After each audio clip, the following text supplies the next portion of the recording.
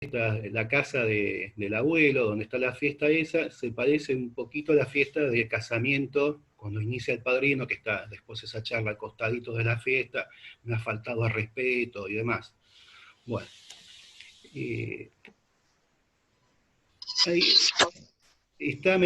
estuve averiguando y la película sí está metida en ese movimiento que es así de renovación del cine americano, buscar algo de realismo, dejar de lado algunos aspectos morales y demás. De hecho, el productor de la película es el productor de bastantes películas que son de ese movimiento.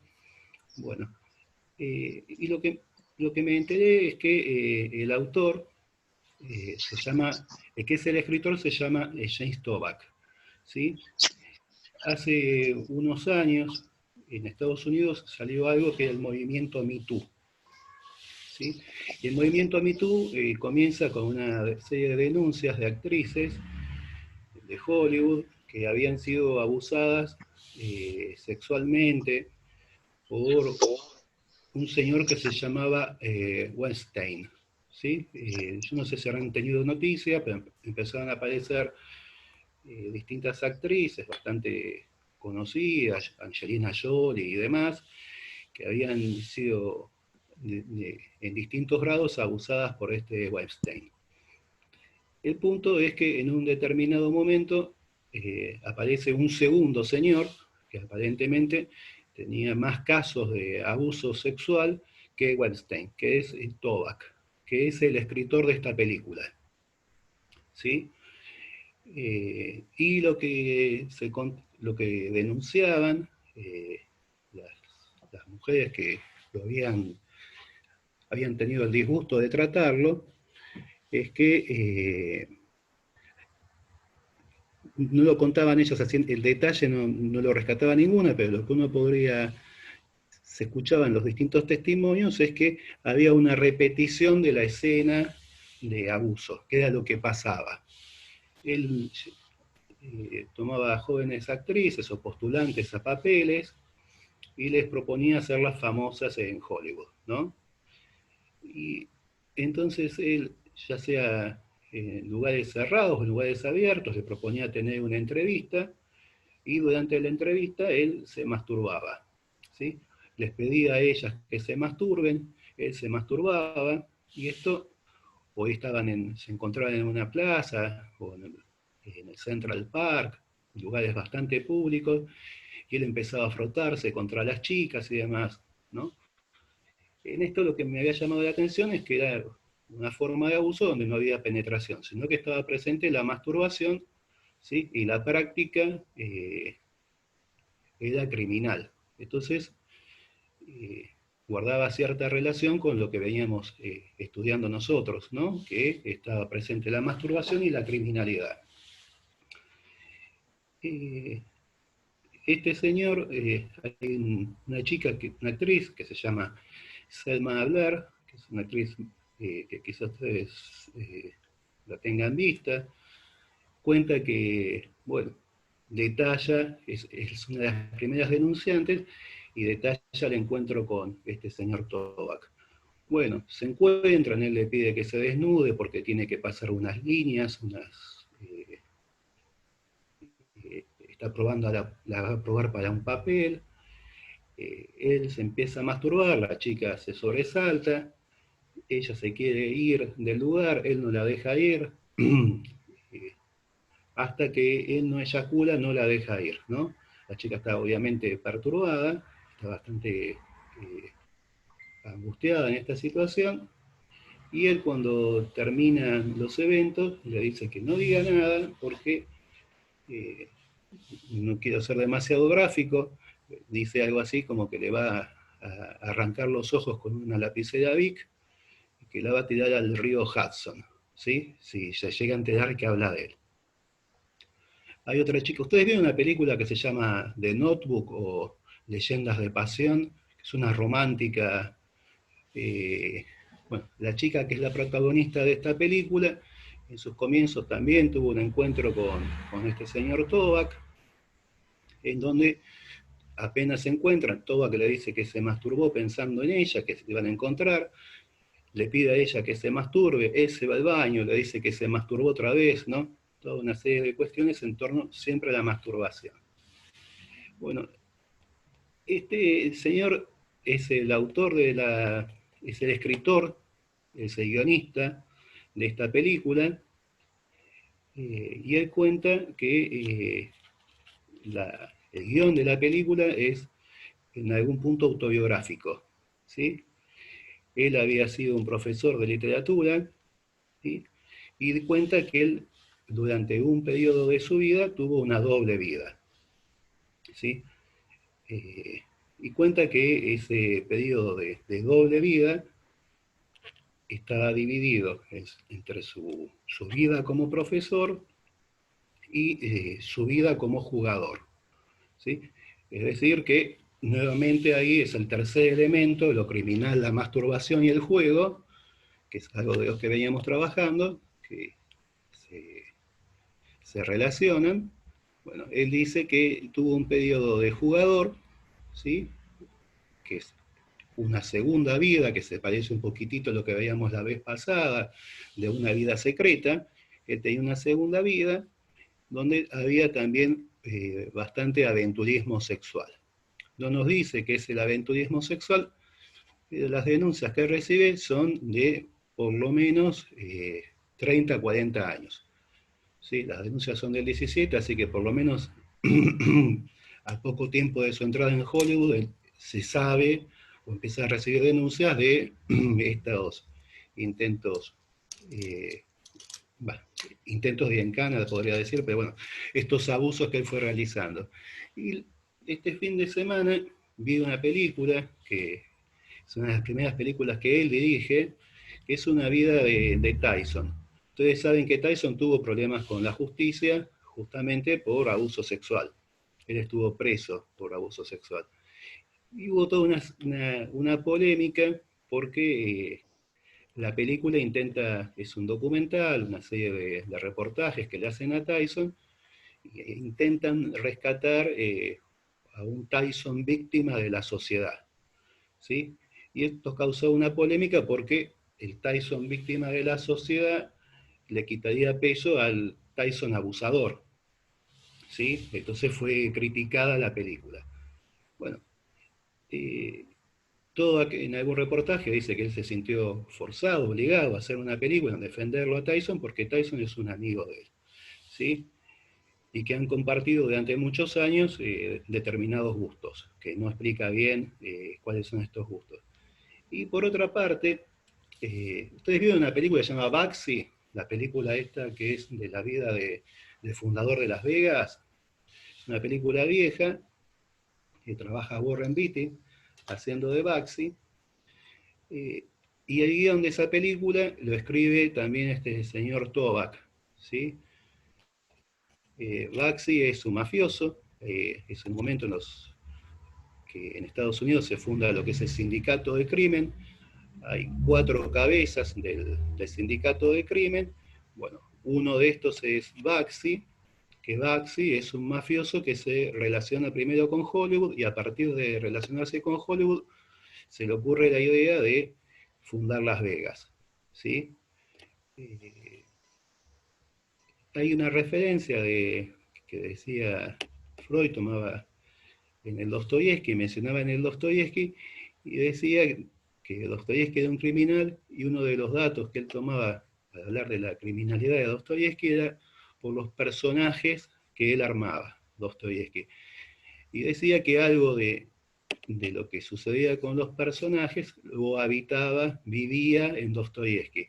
Y me llamó la atención seguir las películas que este hombre fue armando, justamente porque son gente que han estado del lado de lo criminal, ¿sí? No tiene películas románticas así este señor, no hizo guiones para Disney, no, no se le ocurrió hacer La Sirenita, ¿no?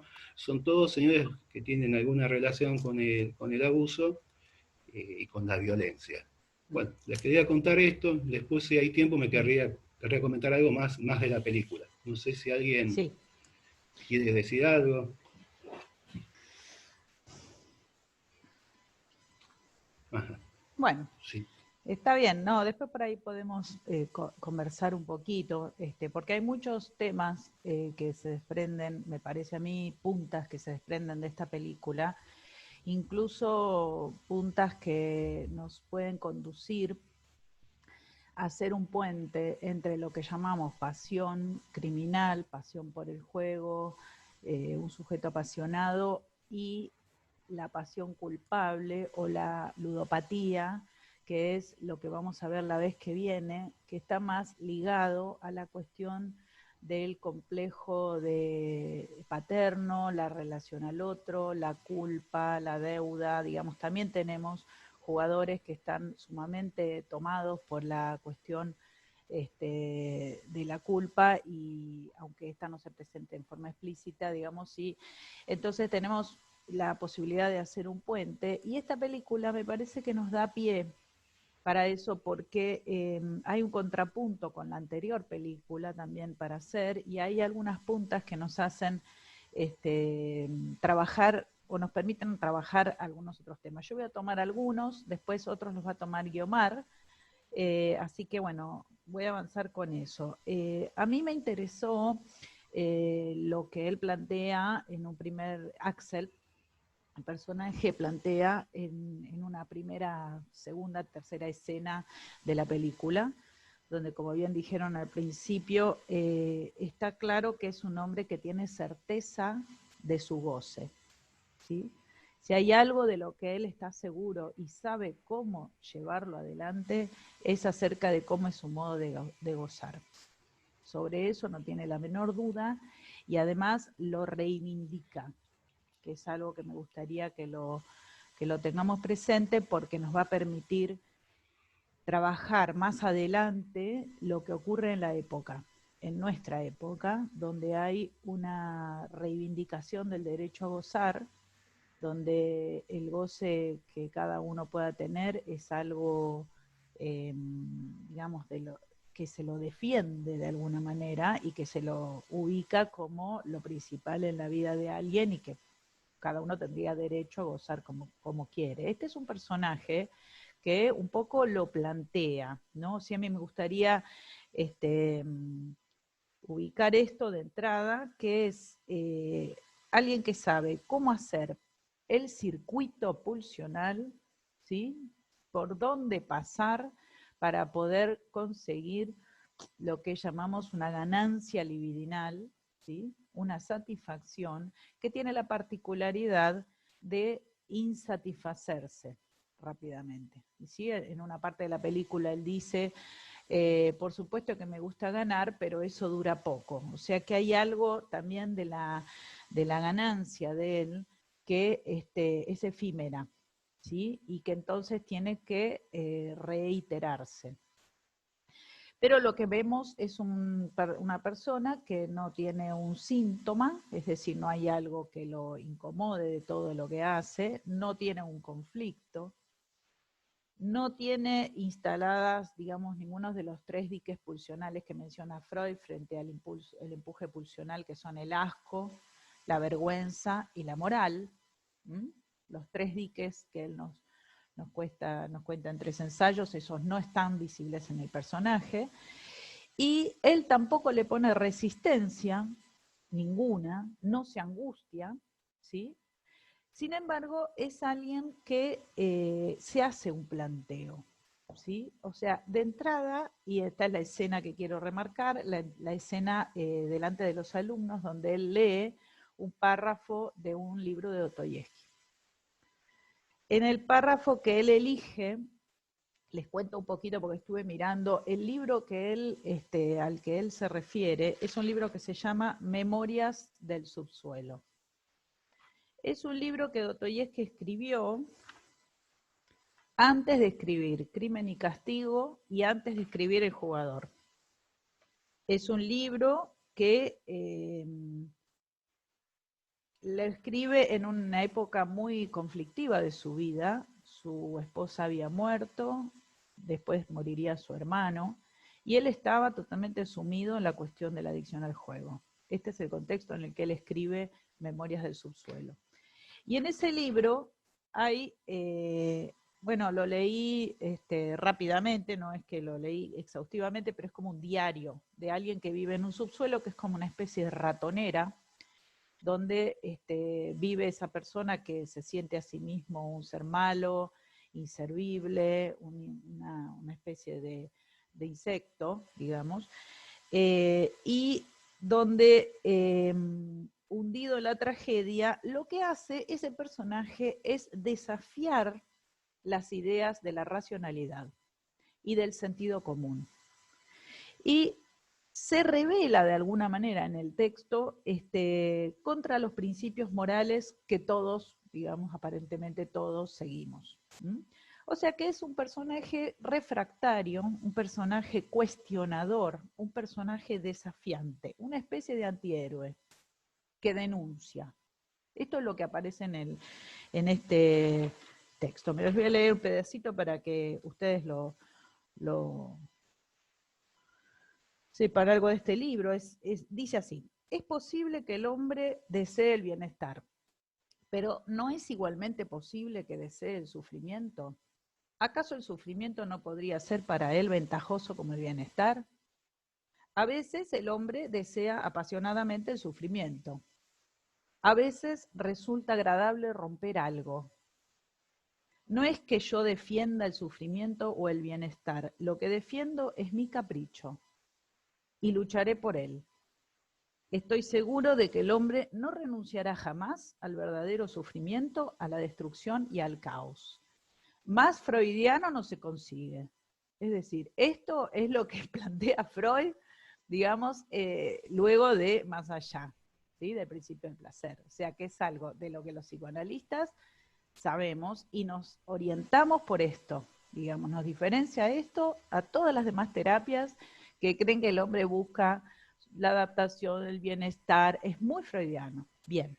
En algún momento Freud dice que no le gusta escribir sobre Dostoyevsky y demás, y lo que dice es que es ocioso escribir sobre Dostoyevsky porque Dostoyevsky es el psicoanálisis. Bueno, Está todo puesto ahí bueno, a cielo abierto. a cielo abierto. Bueno, pero yo quiero que pesquemos el asunto del desafío, ¿sí? Porque a mí me parece que en eso que él llama cuestionar, desafiar, incluso hace una declaración de principio de que el hombre no busca necesariamente su bienestar, hay una pregunta allí, ¿sí? Lo que el Axel, el personaje, lee delante de los alumnos y les intenta explicar el valor que tiene el goce del desafío y lo importante que es para la vida. Él dice: cualquier idiota puede demostrar que 2 más 2 es 4, pero el hombre que desafíe eso debe tener una extrema voluntad. Y cuando dice voluntad usa la palabra will en inglés. Ahora vamos a ir sobre eso. Él puede creer que 2 más 2 es 5 porque tiene el will de que lo sea. Lo cree y es así. No se trata de que esté en lo cierto, fíjense, no importa si tiene razón. Acá la razón no importa. Lo importante es que él tenga esa voluntad y crea en ella. Entonces, yo me pregunto, acá el personaje se pregunta en qué se basa la vida. ¿Mm? ¿Para qué vivimos? ¿De qué está hecha la existencia? ¿Para qué vive cada uno? ¿Sí? Y en esa referencia toma Dostoyevsky, que fue un gran explorador del alma humana, especialmente la oscuridad del alma humana. Bueno, entonces cuando él dice ¿de qué está hecha la vida?, termina la frase esa que les tira a los alumnos y dice desire is life. Es decir, la vida se basa tanto en el will como en el desire, que es deseos.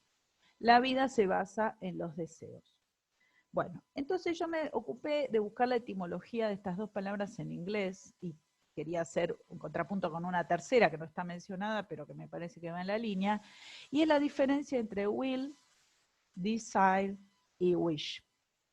Wish, como saben, es deseos, pero más del estilo del anhelo. Wish es algo que yo desearía que me ocurra. Wish está más del lado del hope, que es la esperanza. ¿Mm? Entonces, cuando hablamos de will, que es sobre lo que él se centra, digamos, tenemos una raíz que está ligada a, podríamos decir, lo que en psicoanálisis llamamos el goce. ¿Por qué? Porque el will está más ligado a algo que voy a hacer, ¿sí? El will, en alemán se dice wollen, viene de la misma raíz, tiene que ver con la intención, la voluntad, ¿sí? Es algo que voy a realizar sí o sí, no es algo que por ahí realizo, por ahí no, no tiene la incertidumbre, sino tiene la certidumbre, ¿sí? Y tiene que ver con would, o sea, would o want to want, es decir, yo esto lo voy a hacer. Y en ese sentido está más ligado a lo que llamamos el goce o la demanda pulsional. ¿Sí? La demanda pulsional, ustedes recuerdan que la fórmula de la pulsión para Lacan es sujeto losange de mayúscula, que es demanda. ¿Qué quiere decir? Que la pulsión se presenta como una demanda. ¿Sí? Una demanda que requiere, como lo hemos estudiado, hacer un circuito que pase por el campo del otro, pero también sabemos que puede haber una demanda que no necesariamente pase o pase lo mínimo por el otro, como veremos en la película, para lograr satisfacerse en el cuerpo del personaje. Lo mínimo es, ya vemos, la búsqueda del dinero, ¿sí?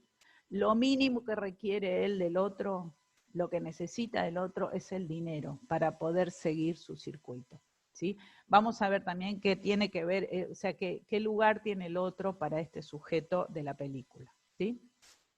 Sí, ahí dicen, my will, mi testamento, exacto, testamento, esa es otra de las acepciones que tiene will, exacto, gracias Carolina. Bien, entonces, en ese sentido, el will es algo que no dialectiza con el otro. El will es algo que monologa, es decir, es directo, no tiene que pasar por el otro, tiene carácter de certeza, ¿sí? Y tiene carácter de ir a buscar la satisfacción, o sea, estamos hablando de la pulsión. Ahora, desire, cuando él dice desire is life, desire, sin embargo, fíjense qué interesante, tiene que ver con los deseos. Pero los deseos, no los deseos de, cómo me gustaría, ¿no? No, estamos hablando del deseo, como en psicoanálisis se habla de deseo, es inconsciente. El deseo es inconsciente. No tiene que ver con las ganas, no tiene que ver con lo que yo quiero hacer, lo que digo que quiero hacer, eso pertenece al campo del yo. ¿Sí?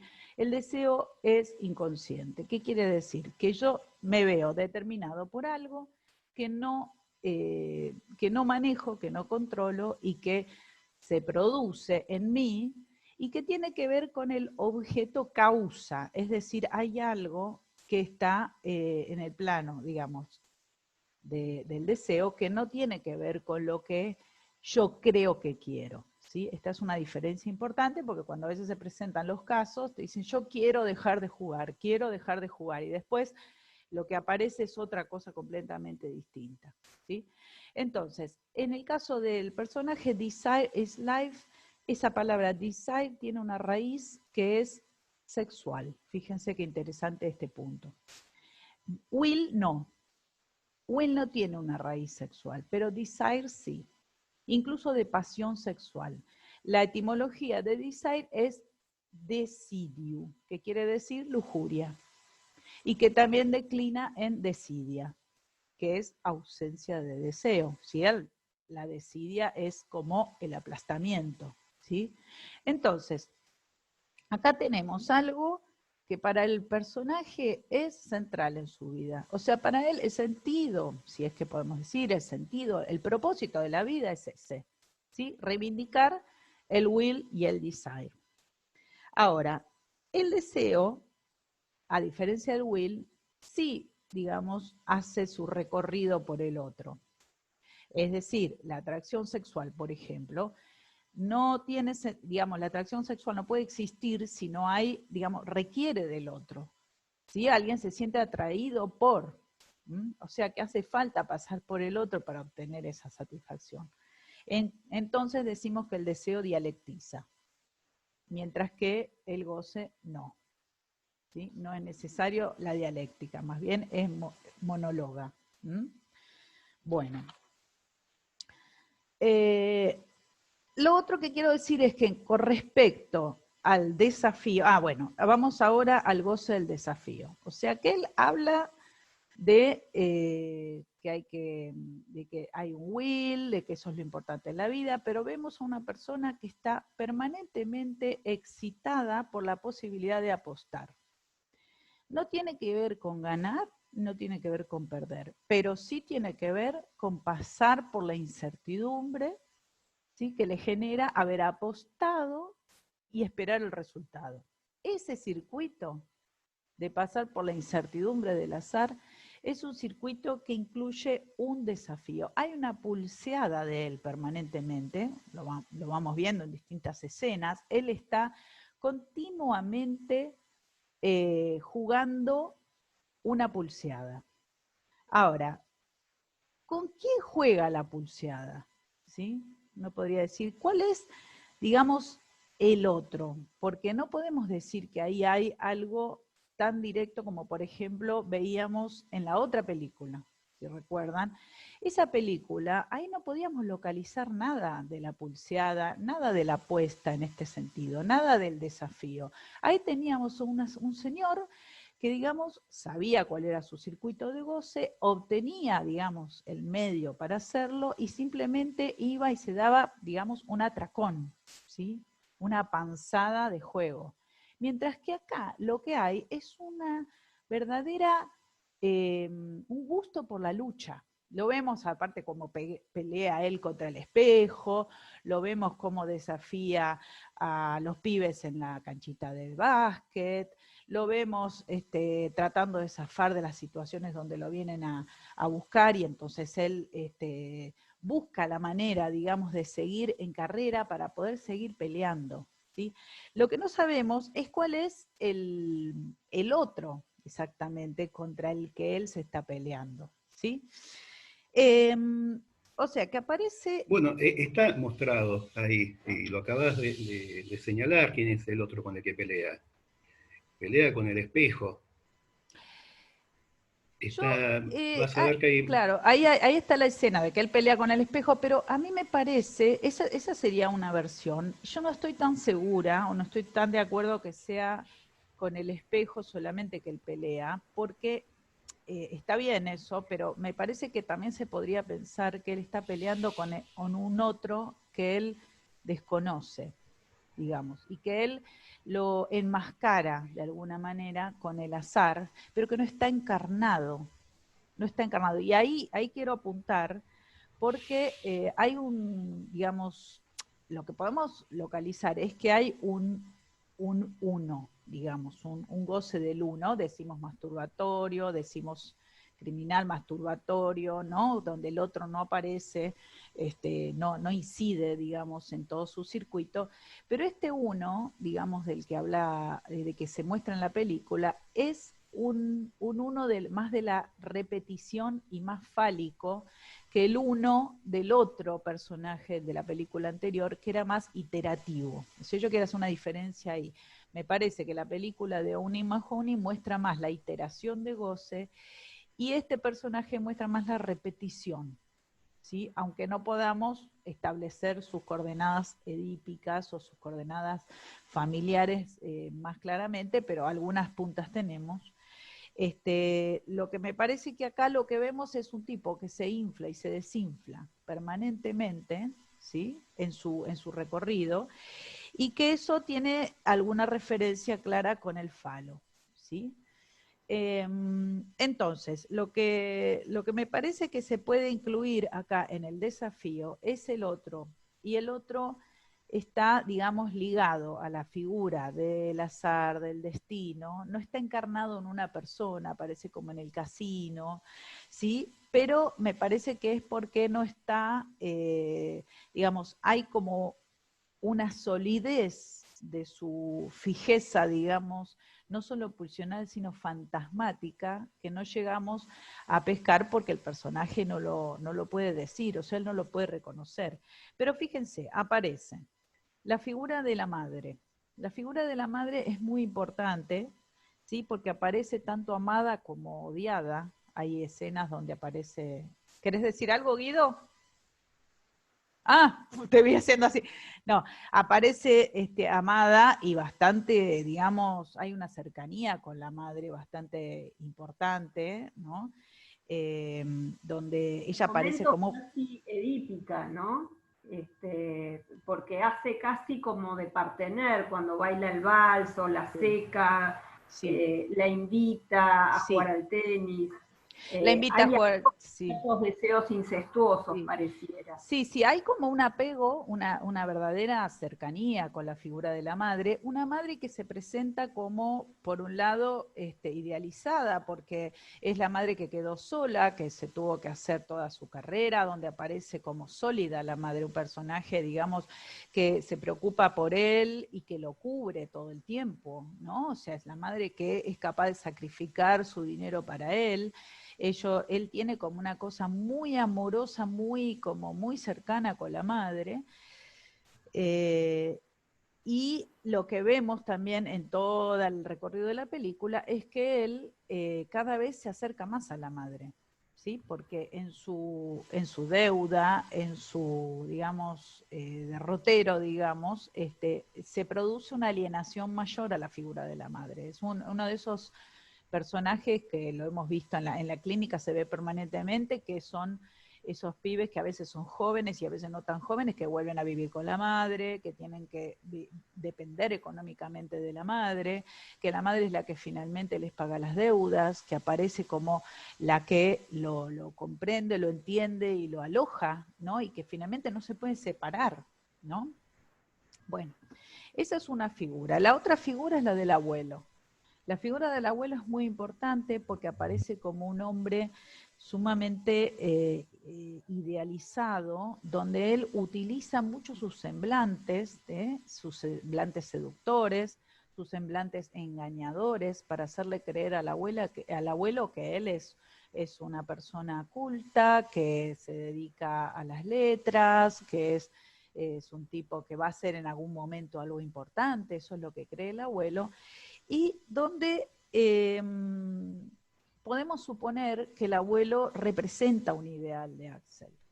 Porque en la parte donde él habla del abuelo en su cumpleaños número 80, vemos que le dice al abuelo, él dice frente a todos, sí, Juliana Botaini me pregunta si en varios casos jugadores varones vemos esa ligación con la madre, te contesto que sí.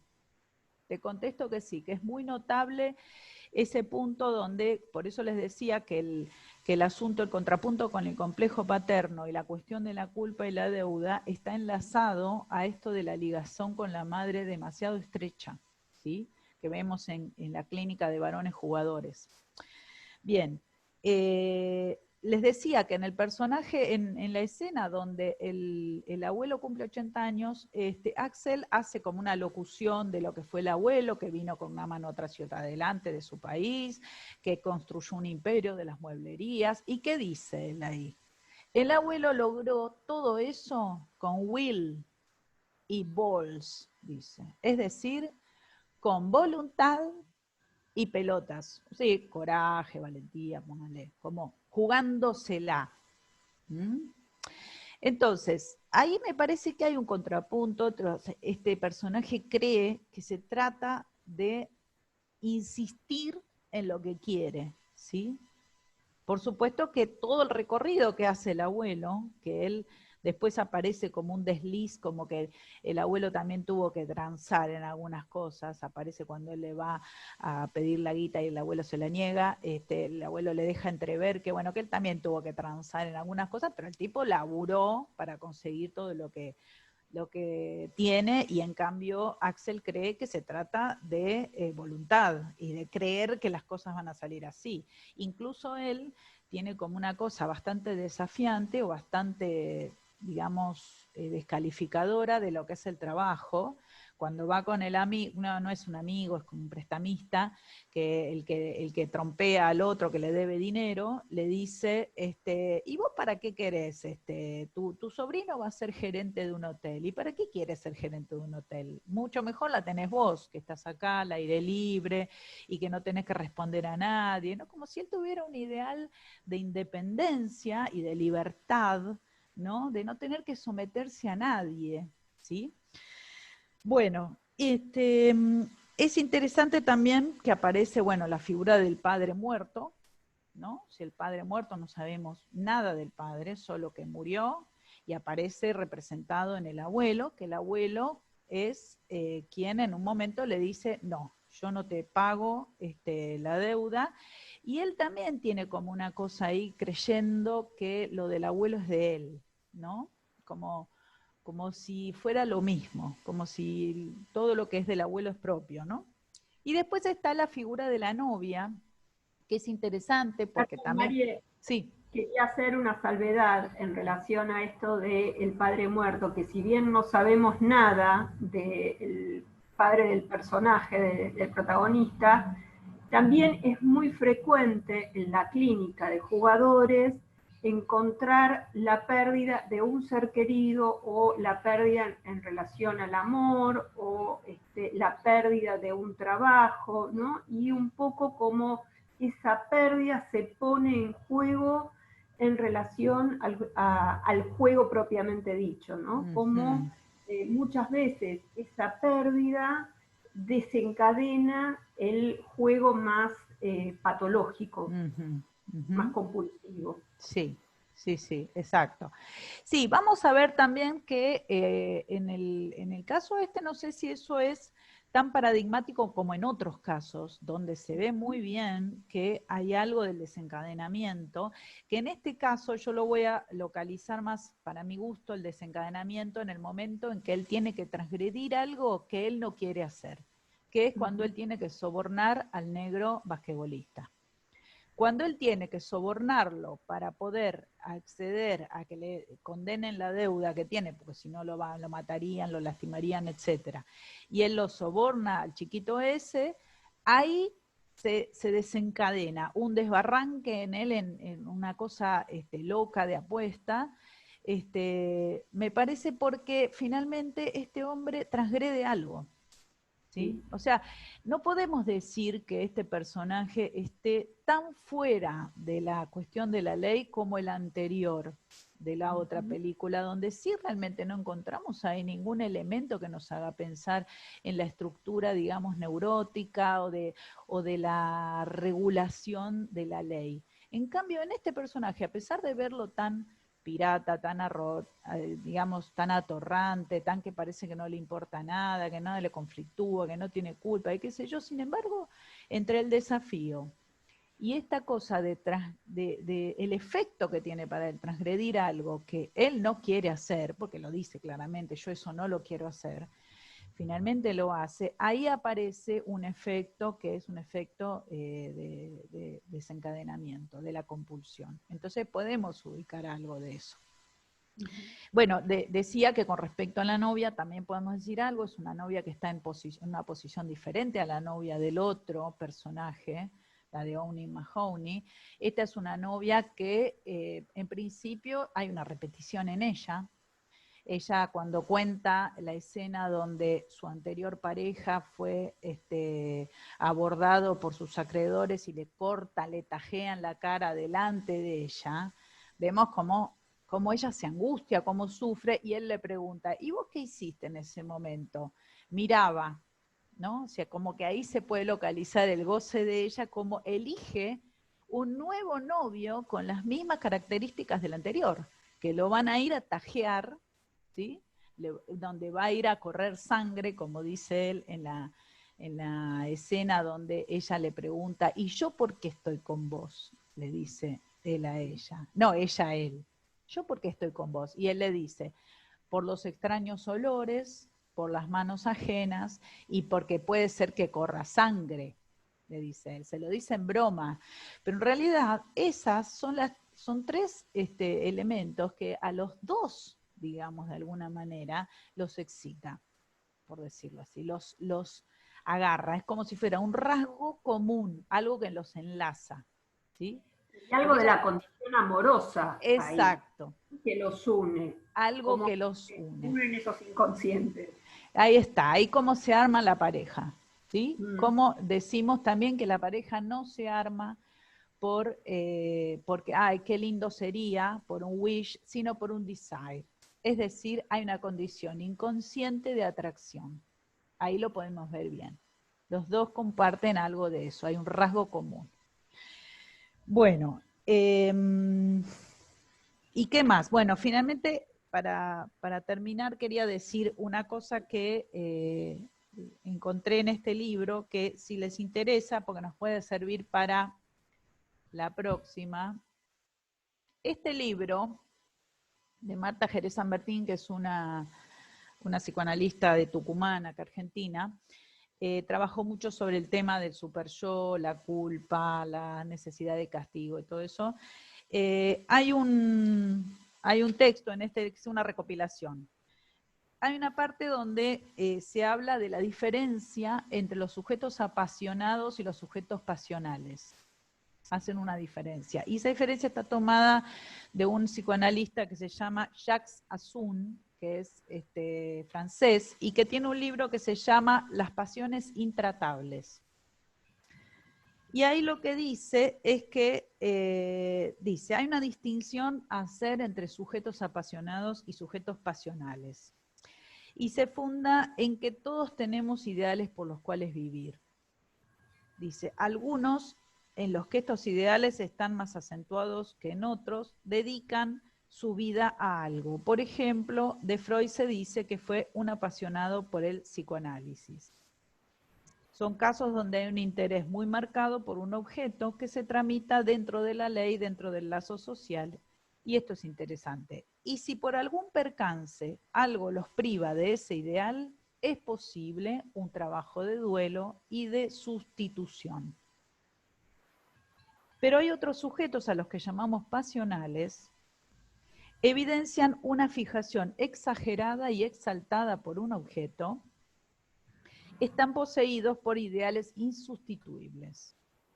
Es una relación no legislada y comandada por la ley que llamamos del super yo.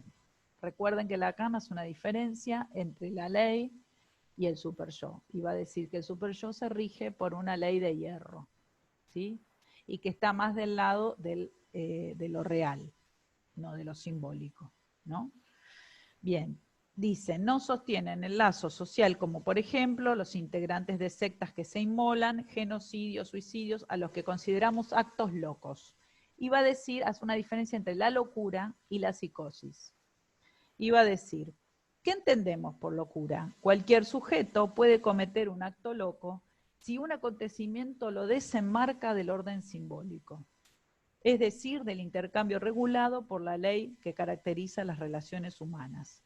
En ese momento, el deseo del sujeto no puede superar su inmediatez, queda fuera del sistema de sustituciones propios del orden humano, y el sujeto pierde la cuenta y no puede dirigir racionalmente sus acciones, la intencionalidad de sus actos.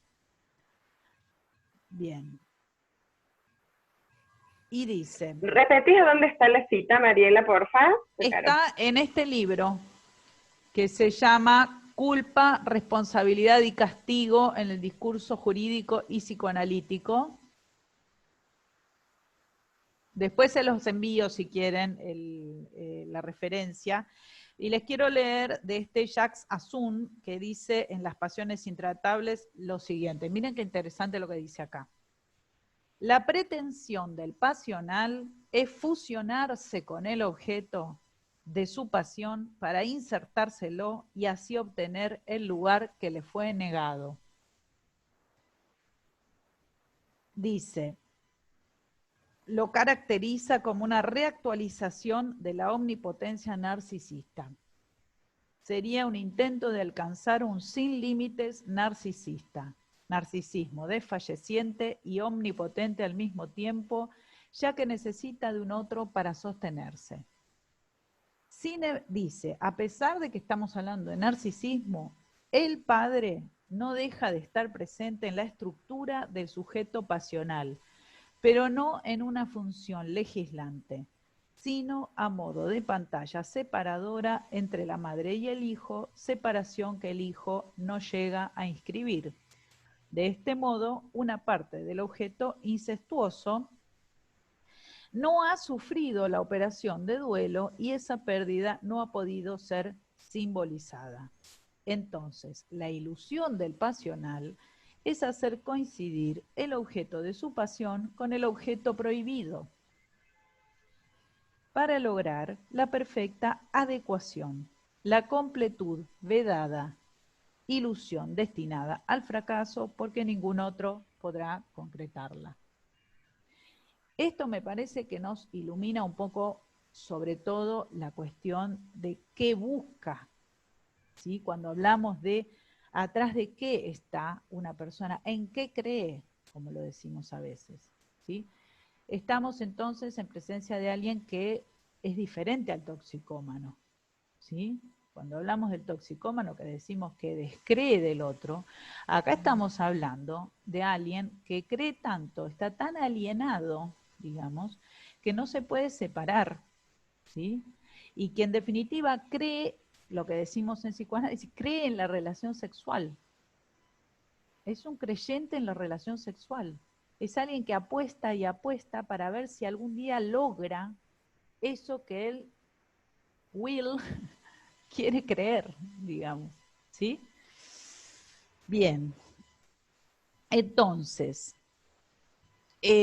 para terminar, lo que el protagonista finalmente muestra cuando se mete en el barrio ese, donde logra finalmente que le tajeen la cara, uno podría ir ahí, con toda la hipótesis freudiana, decir, bueno, hay una necesidad de castigo. Pero yo lo reformulo eso. No digo que eso no sea así, porque finalmente el castigo, digamos, tiene una importancia muchas veces en estos casos, una gran importancia, la sanción. La sanción a veces viene por la vía de la detención de la policía, meterlos en cana o que algo le pase, digamos como dice el personaje, le rompan una pierna. En el caso del otro personaje, ¿se acuerdan? Que lo detenga la policía, ¿no? A veces es necesario ir hacia un límite muy real, ¿sí? Como búsqueda de castigo, como forma de lograr una detención, ¿sí? Que no viene por la vía simbólica, está claro, ¿sí? No hay ahí una inscripción, la prohibición no tiene mella, digamos. Pero lo que yo propongo es ver si no hay en esa búsqueda, digamos, de castigo, una búsqueda del otro. Una búsqueda de que el otro se encarne en alguien, de que haya otro a quien poder desafiar, pero otro concreto a quien desafiar, y no su propio espejo, como decía Claudio, o la propia idea, digamos, de azar, que es un otro que no tiene cuerpo, no tiene palabra, digamos, sería como el destino, sería como algo que no se muy abstracto, con lo que no se puede discutir, ¿sí? Entonces, creo que por un lado tenemos la importancia de la sanción, esto lo trae también Lacan en un escrito muy temprano, en una intervención que él hizo sobre un congreso de criminología. Él tiene en los escritos, en el texto otros escritos, les menciono esto, hay un texto chiquito que es sobre un resumen que se hizo de las intervenciones en ese congreso de criminología, y en una parte él dice que es posible la cura del criminal, ¿sí? Él habla de que hay una posibilidad de entender cómo sería la cura del criminal, y dice que eso pasaría, ¿sí?, por abordar la estructura que lo tiene cautivo, dice él. La estructura que lo tiene cautivo es esa raíz trunca de la conciencia moral que llamamos super yo. Dicho de otra manera, la ambigüedad profunda del sentimiento que aislamos con el término culpabilidad. ¿Sí? Es decir, que él relaciona la acción del superyo, descarnada y no, digamos, puesta en forma, en la subjetividad del criminal o del jugador, para poder elucidar de qué se trata, digamos, y qué es lo que lo tiene tan alienado. ¿Sí? Y también hace referencia al castigo. Miren lo que dice. Dice, aquí queda el hecho de que la curación, no, está hablando de los criminales, ¿no? No puede ser allí otra cosa que una integración por el sujeto de su responsabilidad verdadera. Y es también aquello a lo cual él tiende por vías confusas cuando busca un castigo que puede a veces ser más humano permitirle hallar. Esto me dejó pensando bastante porque, digamos, nosotros en nuestra orientación de los casos, una de las cosas que decimos es que cuando alguien siente culpa no hay que desculpabilizarlo, ¿sí? Y también para pensar si a veces no es necesario para alguien ir a buscar y encontrar el castigo para poder encontrar un punto del cual agarrarse, ¿sí? Para poder detener la deriva compulsiva. Bueno, lo dejo planteado igual como pregunta. Hasta aquí el comentario. Bueno, entonces sigo yo. Dale. Bueno, yo tomé uno de los recortes que aparece en el flyer, ese diálogo de Alex con el prestamista, que me parece como un condensador de lo que podemos ir desplegando y pensando, que por un lado nos muestra la película y por el otro lo que nos va mostrando la clínica también, ¿no? Lo leo. El prestamista le dice, no te entiendo, Axel, no necesitas caer en esto. Lo tenías todo. Te diré algo que no le he dicho nunca a nadie, a ningún cliente. Yo nunca he apostado en mi vida. ¿Sabes por qué? Porque veo de cerca a los adictos al juego, aquellos que son casos perdidos. Hay algo que tienen todos en común. ¿Sabes lo que es? Alex le responde, sí, que buscan perder.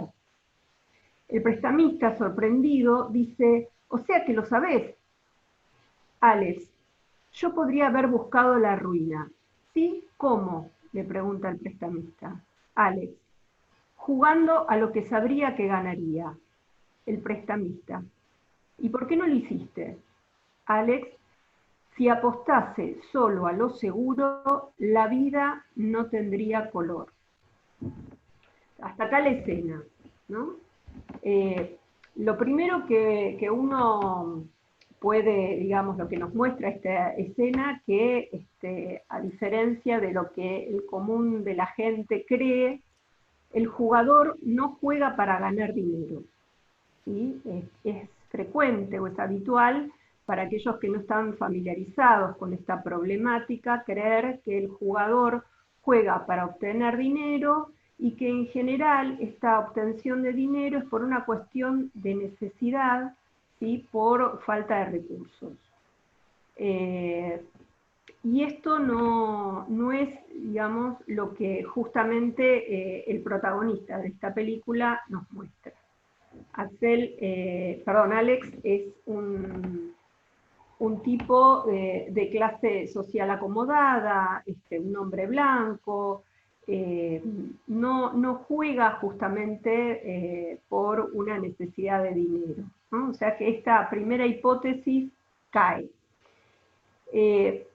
Otra segunda cuestión es que tanto en el caso de la novia como en el caso del prestamista dicen no entenderlo, ¿no? Esto también es muy frecuente en los familiares de los jugadores, no entender el comportamiento del jugador, ¿no? ¿Por qué? Si lo tienen todo, van y lo juegan. ¿Por qué lo pierden?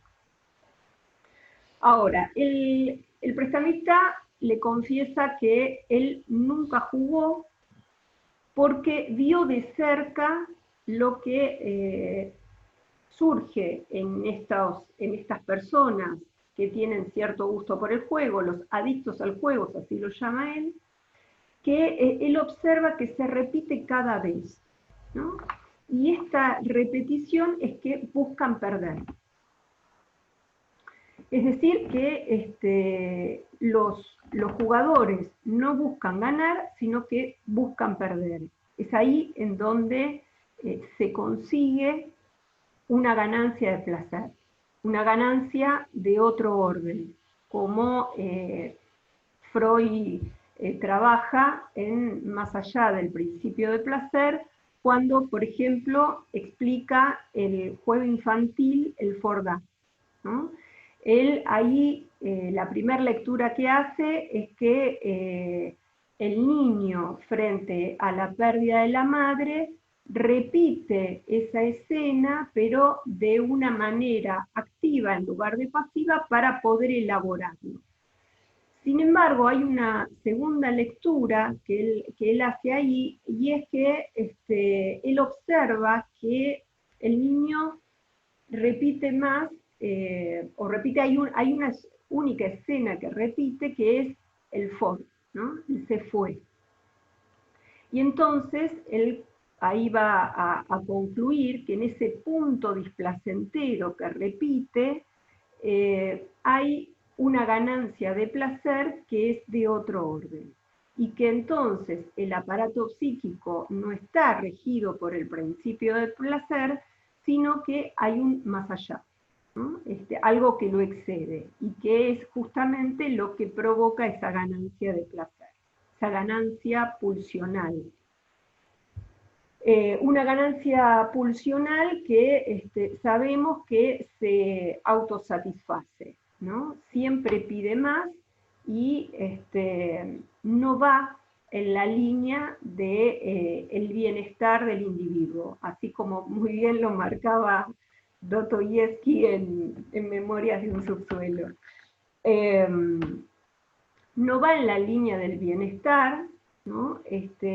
Y en algunos casos esto puede llegar a producir cierto sufrimiento al sujeto, que no es lo que muestra el personaje de la película, y que cuando aparece algo del sufrimiento del sujeto, algo de este síntoma que se autoabastece por sí mismo, se rompe, ¿no? Y entonces ahí, cuando aparece algo del sufrimiento y esta imposibilidad de saber el sentido del por qué juega, el no poder parar de jugar, ahí podríamos decir que la pulsión es la que maneja al sujeto y no es al revés. Hay alguna posibilidad de consulta. Muchas veces los pacientes llegan en este estado de no puedo parar de jugar, hay algo de la división subjetiva, cierta angustia, está ligado más a la cuestión de la culpa, hay algo de la vergüenza, ¿no? Después, con el correr de las entrevistas, vamos a ver si esto es la cuestión, el efecto inmediato de la pérdida y el descubrimiento a veces que por parte de la familia que sucede esto, o si realmente ahí hay algo del sujeto que viene a pedir ayuda, ¿no? Esto no es algo que aparece en la película, sino más bien que aparece en el protagonista, algo más del orden del síntoma, como lo piensa Lacan en el Seminario 10, ese síntoma que es puro goce, ¿no? Aparece la cara real del síntoma, en donde la cosa funciona, no se pregunta por qué hace lo que hace. Entonces, tampoco vamos a ver en el protagonista ni culpa, ni vergüenza, ni angustia, ¿no? Sino este goce a la apuesta.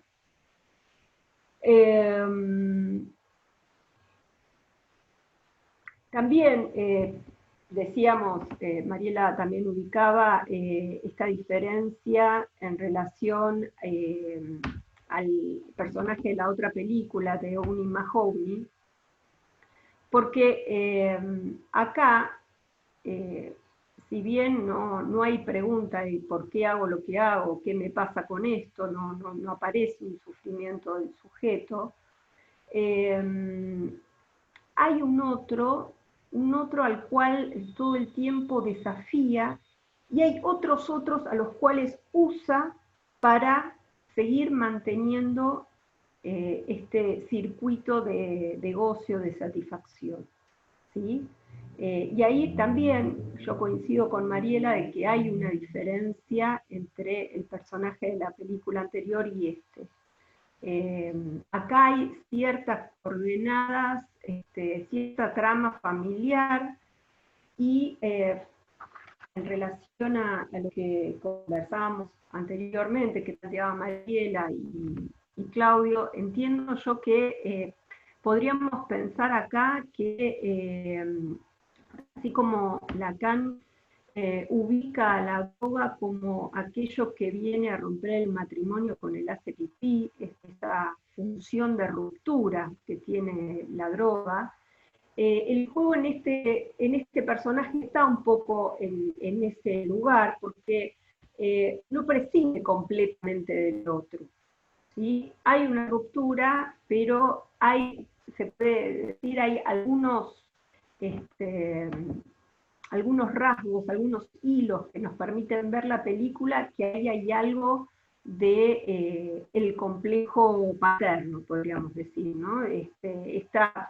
Vos ubicabas, Marie, la figura de la madre, ¿no? Que en sus rasgos más amorosos, y él haciendo semblante de esto, pero también aparece la contracara cuando, por ejemplo, juegan al tenis, y él la mata a pelotazos, ¿no? Le pega al cuerpo. O sea, ahí aparece esta ambivalencia, este amor y odio todo el tiempo en relación al otro. Sí, además, perdona, te interrumpo, porque aparte él ahí rompe códigos. Es decir, me parece que esa escena está bien puesta, porque si vos alguna vez jugaste al tenis, sabés que eso no hay que hacer. Es decir, nunca le tenés que tirar al cuerpo del otro. Tanto es así que si aprendiste a jugar, no te sale tirarle al cuerpo del otro. O sea, el que le tira al cuerpo del otro está rompiendo un código. Hay una cosa que él dice antes de ir a encontrarse con la madre, cuando está con la novia, que la novia pregunta dónde va, y él le dice que va a ir a una riña de gallos, ¿sí? Y cuando vuelve con la plata, ella le pregunta de dónde trajo la plata, y él le dice que mató a alguien, o queda entredicho entre los dos que mató a alguien. Entonces, la escena esa, que por un lado tiene algo de lo amoroso, él se presenta ahí haciendo moriquetas, medio como un bobalicón. De hecho, le va a pedir algo y no se lo termina de pedir, se lo va a pedir en un segundo tiempo y no se lo puede decir, es esto que le escribe. Él va a ir a una riña de gallos, entonces está bien esto que lo picotee, ¿no? Que le pide pelotazo. Pero bueno, después quiero contar algo después, pero perdón.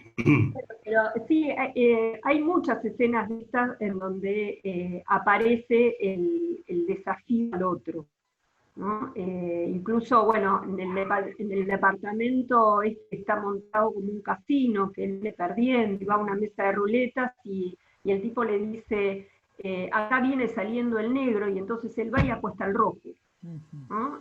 Siguiendo su propia lógica, en contra de toda la lógica posible, y siguiendo su propia lógica, el tipo va y apuesta al rojo y pierde.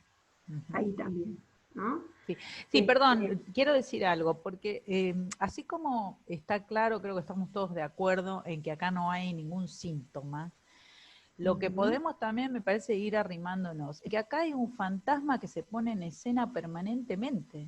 Es decir, hay una localización de la escena, digamos, es como si hubiera una realización de escenas fantasmáticas, digamos, si lo vamos pensando como el lugar del otro, el lugar del sujeto, el lugar del goce, digamos, me parece que más bien hay una coagulación fantasmática, una puesta en escena del fantasma, que como tal tampoco pide del otro, porque el fantasma también se digamos, en este punto, mientras consiga el dinero y mientras pueda seguir, digamos, no hay nada que lo rompa.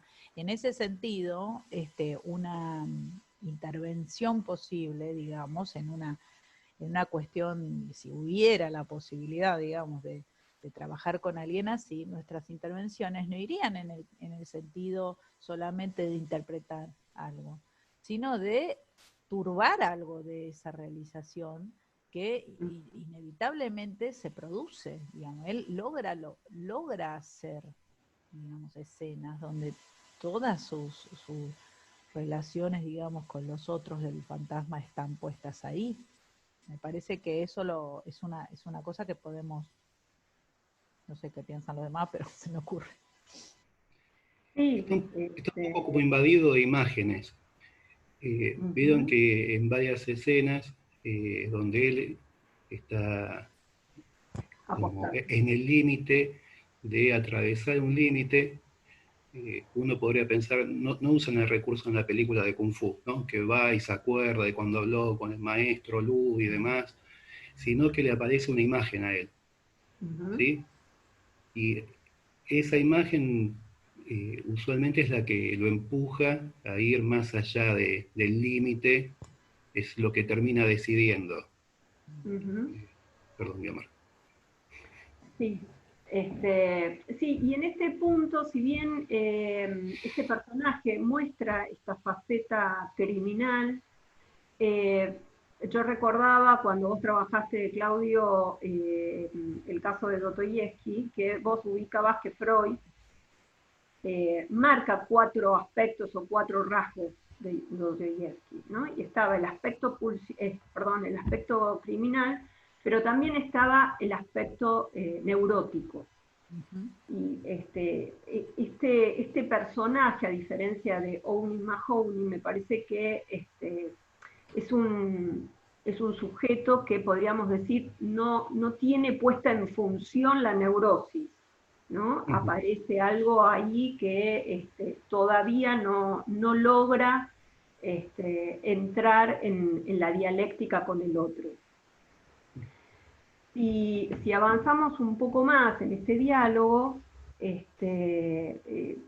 hay una pista de esta lógica de su proceder, donde él dice, yo podría buscar la ruina jugando a lo seguro, ¿no?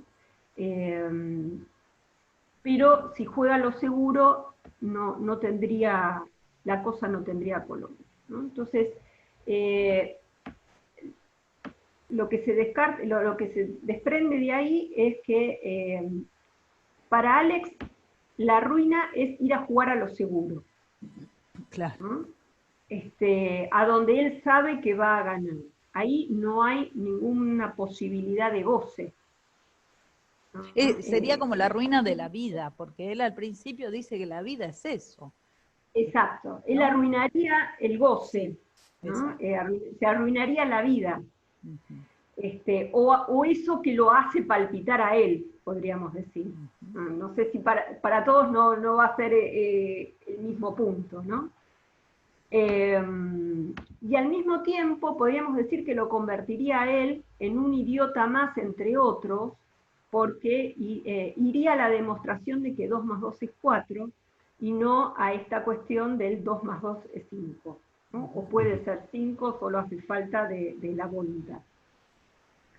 Entonces, me parece que ese diálogo es importante porque muestra muy bien que Alex no busca la ruina, sino que lo que busca es un goce, ¿no? Es esa ganancia de goce. Yo busqué la palabra ruina y su etimología proviene del latín, del verbo ruere, que puede traducirse como derrumbarse, precipitarse, caer.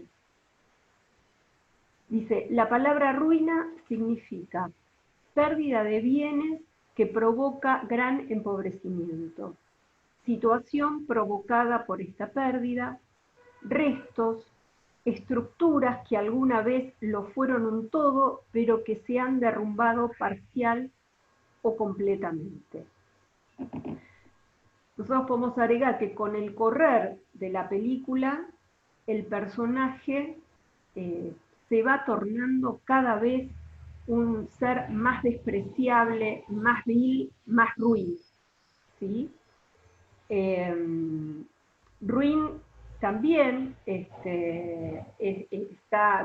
pertenece a la misma familia de ruina y significa lo ruin es algo que merece ser repudiado y condenado, es decir, merece castigo. Está asociado a un comportamiento que no tiene explicación desde la lógica o la moral, ¿no? Ahí aparece esta cosa de incomprensión en su comportamiento que tanto el prestamista como la novia dicen, no te entiendo, no entiendo por qué haces esto. Y en este sentido también podemos ubicar una diferencia en relación al toxicómano, porque el toxicómano es alguien que en última instancia se arruina, ¿no? Arruina su cuerpo. En cambio, el jugador con este aspecto ruin, en realidad termina arruinando a la gente más cercana, ¿no? La gente que lo rodea. Hace pagar al otro por su propia adicción. También coincido con Mariela que hay un punto clave en la película en donde se produce un quiebre, que es cuando este protagonista, Alex, parece que pasa su propio límite, que es cuando entrega apuesta, podríamos decir, a su alumno, ¿sí? Para evitar justamente ser él el que pague por sus deudas, sino que entrega al otro. Y a partir de ese momento es como que pareciera que se cae esos semblantes que él tenía de buen tipo, que por momentos mostraba, ¿no? De tipo cariñoso, y aparece más su aspecto ruin, ¿no? Su aspecto más despreciable. Y que en la película podríamos ver cuando él cruza, ¿no? A ese mundo oscuro, que en la película lo representa de alguna manera por su ingreso a los barrios bajos del suburbio y a la entrada de ese cabaret, en donde finalmente él recibe el corte que lo detiene. Por lo menos podemos decir que lo detiene en esa pelea a muerte con el Cafillo, ¿no? Que también, bueno, podríamos jugar y pensar un poco a ver si el Cafillo pues, no sería el doble, ¿no? Él le propone a la novia ponerla a trabajar en algún momento. Sí, ¿Cómo? sí, que él le propone a la novia le dice que va a tirar la plata cuando están yendo a Las Vegas, y él le dice que la va a poner a trabajar en una esquina. Sí, sí, es un doble especular. Totalmente. Y además es un tipo, digamos, el Cafillo de alguna manera es su novia, pero la entrega por dinero, y el tipo también hace uso de los seres queridos por dinero, ¿no? Esa escena, la que vos contás, es como también muy, muy en sintonía. Entonces, mi pregunta era, bueno, ¿se puede pensar esta última escena como un acting? ¿No? ¿Podría pensarse como un llamado al otro, esta necesidad o este corte que él busca de alguna manera que lo detiene en esa pelea a muerte?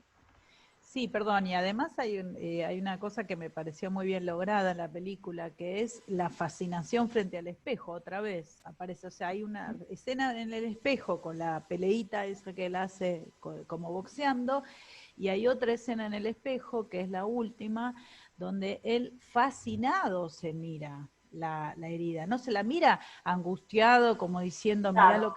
mirá lo que, y ahora él se la descubre y sí, mira así como diciendo, ¿no? Pone una cara como de fascinación, como si por fin por fin, ¿no? Alcanzó algo ahí. Entonces, eso me parecía interesante también, porque vuelve a aparecer esto de su propia imagen, él encontrando algo que lo marque. Quizás ahí podemos ver la pregnancia imaginaria que hay en todo esto, ¿no? El conseguir algo ahí, que por fin alguien también haga algo con él, ¿no? Porque me parece que lo que él busca en tiene que apostar cada vez más. Vamos viendo cómo él va subiendo la apuesta hasta que llega al punto de, bueno, cierto detenimiento, ahí se corta la película, no sabemos si él después va a redoblar la apuesta y se va a convertir en algo más vil todavía, o bueno, Peor, claro. seguir apostando, o bueno, o va a pasar algo distinto, ¿no? Sí, totalmente. Ahí no sabemos, la deja librada al azar, ¿no? Sí. No sabemos qué pasa con esa marca. Sí. Y bueno, también, digamos, volviendo al término de ruina y pensando un poco este significado de resto, se me ocurría pensar cómo justamente lo que vos traías, Marie, en relación al objeto A, ¿no? Que el objeto A tiene estas dos caras también, el objeto A como resto, ¿sí? Que está como causa de deseo, que es lo que permite justamente el trabajo, la elaboración psíquica, y que es algo que Lacan toma de Freud, también se puede rastrear en Freud en relación a los restos diurnos, que son justamente esos restos que van a motorizar el sueño y seguir, digamos, en esa elaboración. Lo no elaborado en el día, en el sueño se sigue elaborando. O la otra cara del objeto A, que es más bien lo que muestra esta película, ¿no? Como la cara de plus de goce. ¿No? Como ahí ese es el lugar de captura de goce, de ese exceso, que es una recuperación de una pérdida. ¿No? Bueno, un poco lo que Bueno, muy bien. Podríamos, tenemos un rato todavía, así que sí. Sí, querría decir algo. Sí, también, Porque, sí, voy a abrir, bueno, para que los demás si quieren participar también puedan decir algo. Sí, dale, Claudio.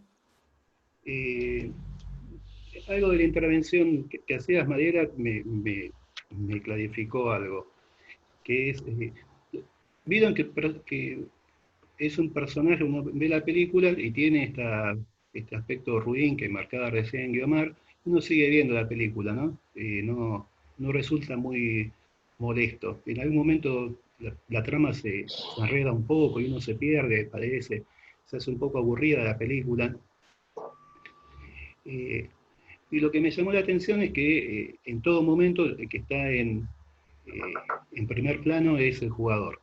¿Sí? Está contada, no hay escenas donde está el abuelo hablando con la madre por fuera de la película, por fuera de él, o de la novia llamando por teléfono al abuelo, está siempre él.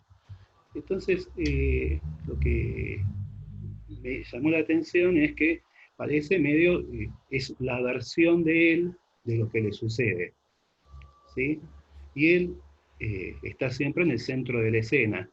¿Sí? En la película todas las acciones son en torno a él. ¿Sí? Eso le da un cierto un lustre así un poquito narcisista.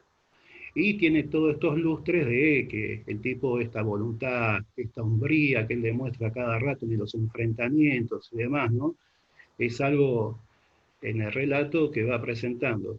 Pareciera un jugador de sí mismo, nos va mostrando de este lado que parece heroico. Y uno lo que puede pensar rápidamente es que el tipo este, desde que empieza la película, está loco, ¿sí? No es, está completamente chiflado el tipo este, y ya en la primera escena, el compañero mafioso le dice, ¿qué haces apostando lo que no se puede apostar? ¿Sí? Este Hips, que es el corredor de apuestas, el que lo ayuda, le dice, ahí ya se fue de mambo. Y están estas escenas que dice Guiomar, donde le dicen, tenés que apostar por tal color, él no, porque él tiene la voluntad esta cosa que él se cree que es, va a apostar a rojo porque él, como tiene la voluntad, va a salir a rojo, ¿no? Está completamente loco. Y está loco en un punto, le van diciendo varios personajes, que es que el tipo se cree que es un mafioso. Vieron que, bueno, se viste como los mafiosos, está con la camisa abierta, que le dice al abuelo, nosotros nos vestimos así sin corbata, porque somos mafiosos, ¿no? Hay una escena que él se encuentra, que es antes de acordar el partido este de básquet, donde se encuentra con un mafioso. Y el mafioso le explica más o menos que es un mafioso. Le dice, yo soy amigo de Hibbs. No sé quién es Hibbs, te dice. ¿Por qué no vas a estar relatando a la gente tuya? ¿Sí? No sé de qué me hablas de Hibbs. ¿Viste? El otro le dice, no, porque está mi abuelo. Y mi abuelo es tal y tal. Sí, tu abuelo es un comerciante. Y le dice, vos sos un profesor. Y vos tenés un sueldo de mierda. A ver qué tenés para pagarme. Es parecía una perturbación de la defensa, ¿no? Tratar de perturbar la defensa del tipo que se cree un mafioso. Sí. Vieron que en el discurso al abuelo, uno lo puede pensar en distintos momentos, el discurso al abuelo, el abuelo tiene un ideal, ¿sí?, de que el nieto sea un profesor es un profesor de literatura y que sea un escritor. Y vieron que el abuelo cada tanto se manda alguna frase shakespeariana o algo. ¿Sí? El abuelo tiene un gusto por lo literario. Y el muchacho cuando empieza a hablar del abuelo, dice, bueno, mi abuelo a los 13 años mató un cosaco. A los 15 hizo desastres acá en Nueva York. Y el abuelo después se puso una mueblería, ¿no? Y el tipo se hizo empresario de mueblería. Dice, pero yo tengo una deuda con mi abuelo. ¿Cuál es la deuda con mi abuelo? Que él me enseñó a atravesar todos los límites y demás, pero se lleva puesto que el abuelo es un comerciante, es un empresario. ¿Sí? Él pone énfasis en el abuelo que asesina a cosacos por la familia, ¿sí?, porque va a defender a la madre, y pone énfasis en el abuelo que es el dice jefacho, el de rey, sería así en las películas actuales, sería el puto amo, ¿no? Sería así como... El puto amo. Y en todas las escenas, ¿se acuerdan la escena donde lo vienen a buscar en un auto? Y lo viene a buscar en el auto un segundo de un mafioso, que está esto que contaba Mariela, que dice, no, bueno, lo que tiene de bueno es tu profesión. Están hablando de que él es un profesor. Sí, pero la buena es tu profesión, no es la de la profesión universitaria. Porque vos tenés aire libre y tenés la tarde libre y demás. Y lo acompañan y medio como que no se entera de nada, ¿no? Porque lo están llevando para amedrentarlo, para contarle qué va a pasar si él no paga. Entonces lo llevan a este encuentro y está la escena esta donde le rompen la mano y brazo al tipo este.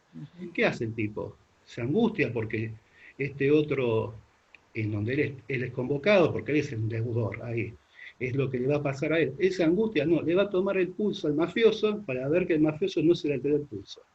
Sí, pero a él también, ahí sí se le aceleró el corazón, eso un poco lo... Sí, pero la cuestión ahí es que el tipo se va con el mafioso, lo va a fijarse el mafioso, ese mafioso se alteró. Claro. ¿Sí? El mafioso sigue con sangre fría. Sí. Por eso me parece que él, como vos decís, él cree que es un mafioso, pero es un nene de mamá. Cuando está bien, pero le aprietan las cosas, él dice, tengo un abuelo, ¿no? Esa es la cuestión, justamente. Porque hay un... Súper gil.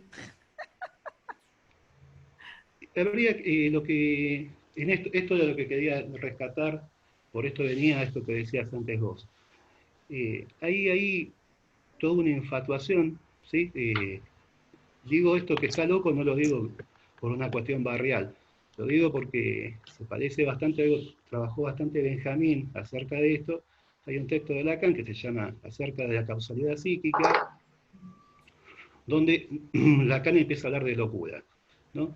Y la locura es una suerte de pegoteo a un ideal, ¿sí? Tenemos este abuelo que es el ideal, pero es un abuelo mafioso el ideal que él tiene, no es el abuelo comerciante, ¿sí? tiene este pegoteo a este ideal y está en esta vía de convertirse en el puto amo, en el rey, en el jefacho. Vieron que los amigos son los mafiosos, ¿sí? Tiene el amigo Hips, que es el mafioso amigo en un momento lo quiere amedrentar, él le pelea, no se deja pegar, ¿sí? Y después él, no solo eso, sino que cuando habla con los otros mafiosos, los apura. Le dice, vos me tenés que dar más plata, ¿no? Se cree que es un jefe mafioso, se cree que es cara cortada, ¿sí? Se cree que es Scarface, ¿sí? Que es una referencia bastante presente, porque es una película de mafiosos muy conocida, Scarface. Tanto la primera versión como la segunda versión. Y después está el tema este de la voluntad, que mencionaba Mariela, que fue a buscar bastantes datos para explicarnos. Y ahí yo haría un desdoblamiento. Está la voluntad esta que estuvo también marcando Guiomar, esta cuestión pulsional del goce que al tipo lo empuja. Está la boludez de la voluntad del yo, ¿sí? Y todo indicaría que hay una boludez de la voluntad del yo, donde el tipo se cree tal cosa y que con esa cosa él va a lograr que 2 más 2 sean 5, ¿sí? Y después está este empuje pulsional que el tipo desconoce, que lo va llevando a la ruina. Esa parte estaría como más ligada a lo que Freud ubica como pensamiento mágico, ¿no? Que también claro, por eso la presencia, a mi gusto, de la narcisista, porque es un peloteo ahí del yo, del narcisismo primario con el yo ideal, ¿no? Está toda esta cuestión del juego de los espejos. Sí. Siempre es esto, cuando se está pasando por alguna... Sí. ¿Cómo? De cierta omnipotencia del yo, ahí. Claro. Y bueno, no quiero sumar más tiempo, pero entiendo que hay toda una línea, bueno, donde a él le van diciendo, el abuelo él le presenta a la niña que se levantó, el abuelo le dice, nosotros somos judíos, dice, vos sos un profesor, no podés andar con esta niña de Playboy, para Playboy.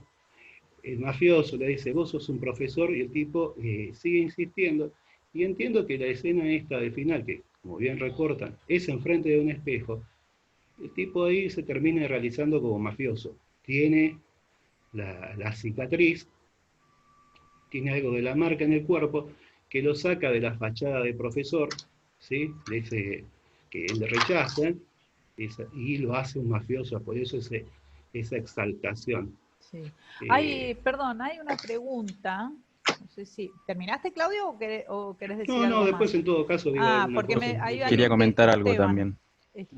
Benjamín, espera que Esteban Luchetti querías preguntar algo. A ver, Esteban. Sí, 2, 3 cositas. Una, me pareció interesante esto de buscar la ruina, ¿no? ¿Quién quiere dejar en ruinas al otro, ¿no? Que también tiene que ver con esa, perversidad. O sea, yo lo llevo ya más al campo del perverso, ¿no? De una estructura perversa que coacciona en su adicción también al juego. Bueno, ese es un punto que rescato, ya está. Digamos que como rescate y ver qué opinión le pueden dar ustedes. A este rasgo perverso, ¿no? A este rasgo perverso, ok. Sí, Benja. Sí, quería marcar un poco el contraste entre el sujeto de la certidumbre, el sujeto de la voluntad, eso que Claudio denominaba una infatuación, que en definitiva es inflación yoica, muy en línea, digamos, con lo que planteaste vos, Mariela, no aparece nítidamente la figura del otro, de la asimetría con el otro, del otro radicalmente otro, sino más bien pareciera ser que las alteridades están degradadas, digamos, al nivel del otro especular. Por un lado, contrastar eso con el sujeto de la incertidumbre, que es lo que ubicaste también, Mariela, como aquello que él encuentra en el juego. Ahí en la situación de la apuesta, digamos que por momentos se produce algo así como una producción artificial de un sujeto, de ese sujeto que Lacan identifica como una pregunta, del sujeto de la apuesta, digamos. Ujú.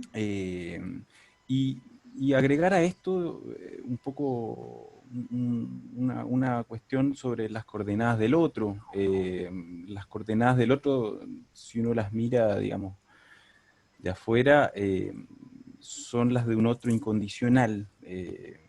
Está la incondicionalidad de la madre y la incondicionalidad del abuelo, al menos él ubica cierta incondicionalidad del abuelo cuando dice que lo del abuelo es de él, digamos, lo del abuelo le pertenece.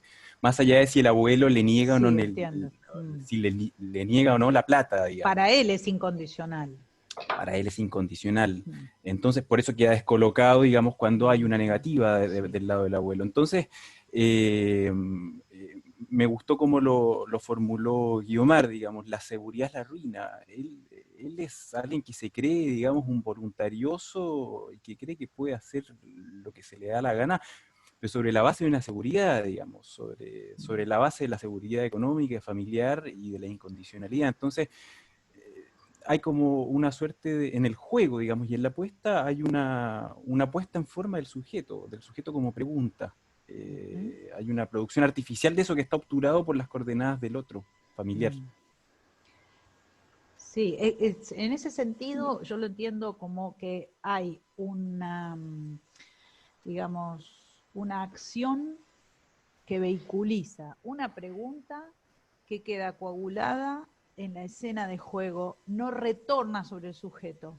Es una pregunta que él no se llega a formular para él, la lanza. Por eso Lacan dice en la carta robada, esa es una frase muy interesante que él trae, que dice que el jugador lo que hace es lanzar una pregunta sobre su ser al significante. Es decir, él espera que algo de su propia, digamos, falta en ser, de su ser, se responda, de su vida, se responda en el juego mismo. Pero él no sabe que está haciendo la pregunta. Esto me parece, lo más complejo del asunto del jugador. Él no sabe que está yendo atrás de una pregunta. ¿Sí? Él es como si pusiera en acto la pregunta, pero la desconoce que está haciendo una pregunta.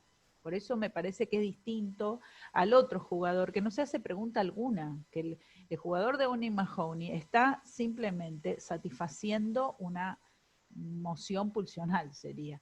Mientras que este jugador se ve bien que hay momentos donde él estaría atrás de querer saber algo, pero a la vez no. ¿Sí? Que es lo que de algún modo coagula el juego. Digamos, en ese sentido, el juego es un tapón, como decimos, de las adicciones. Funciona como tapón, pero no solo de la angustia, tapón de la pregunta. Eso está muy bien porque antes mencionaba que en los momentos en que él está apostando, los momentos así que serían de vacilación, lo que aparecen son las imágenes, a él le aparecen imágenes y él atraviesa ahí, ¿sí? Él está jugando en un momento, está jugando con la plata de la mamá y aparece la imagen de él bailando con la mamá, él pidiéndole la plata y demás. Y él ahí, no hay pregunta, y termina apostando.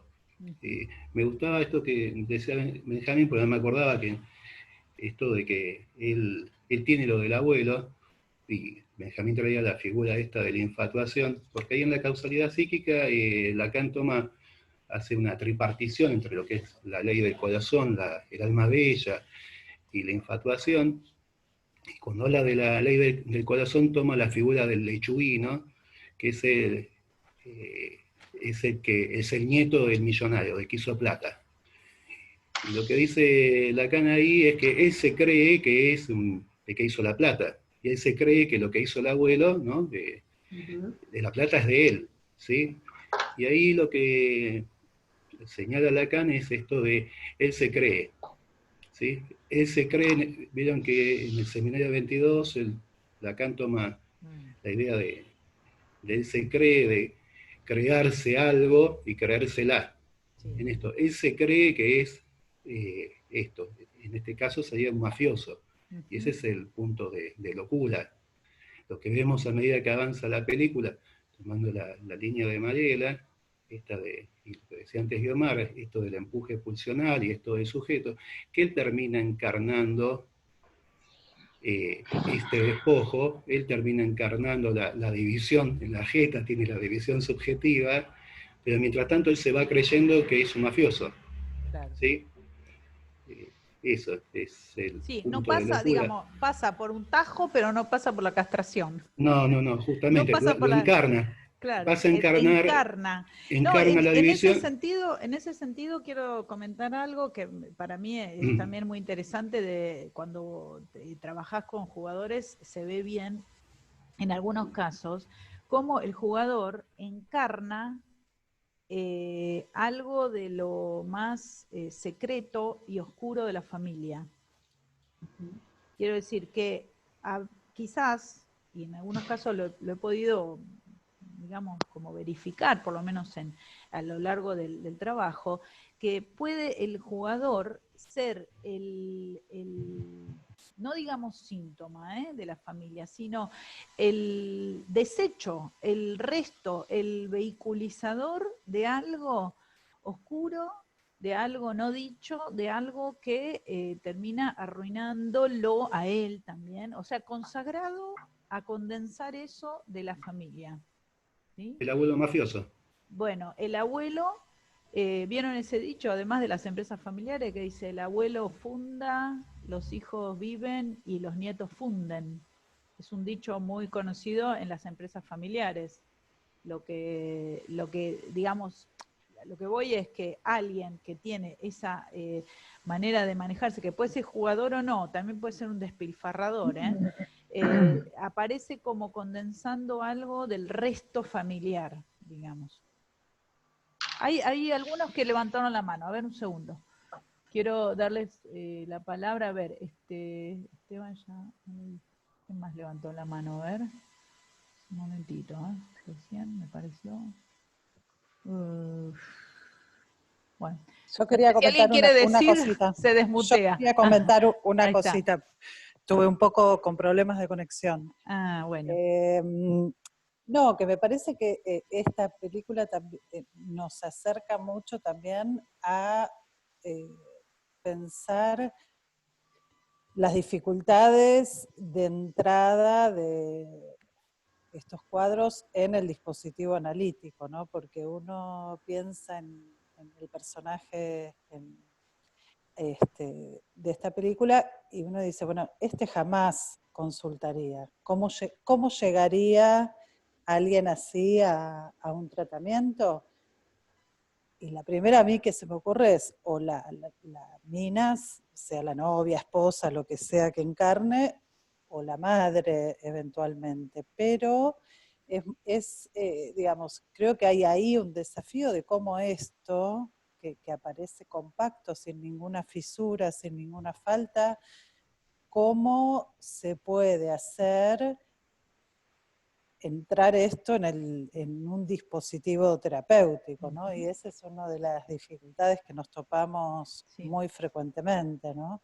Digo, algo, no tengo la respuesta, es más quizá para ir pensando algunas cuestiones, porque justamente la dificultad es esta, ¿no? Que se presentan sujetos compactos, sea como desecho, pero un desecho también es algo compacto, sin fisuras, sin falta.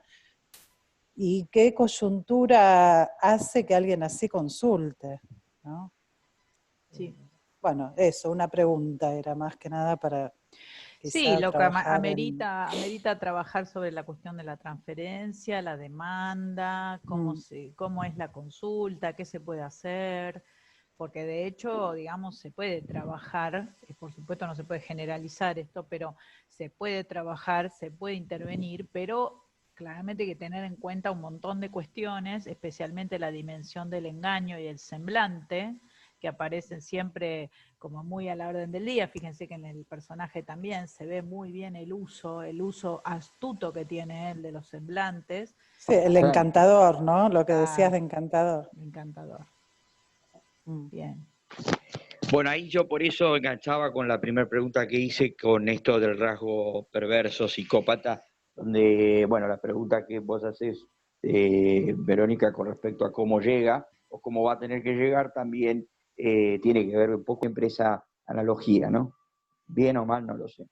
No, lo que me parece que por ahí nos puede llegar a complicar un poco de la analogía. Primero que pensarlo en términos de estructura es un poco difícil, porque en ese sentido la ludopatía o la pasión por el juego es transclínica y puede presentarse sujetos neuróticos, sujetos más bien perversos, sujetos psicóticos, es decir, que la cuestión de la estructura de base nosotros la tomamos como un poco en suspenso al principio, como no lo podemos definir de entrada, entonces preferimos esperar a ver que se va, digamos, decantando algo de la estructura.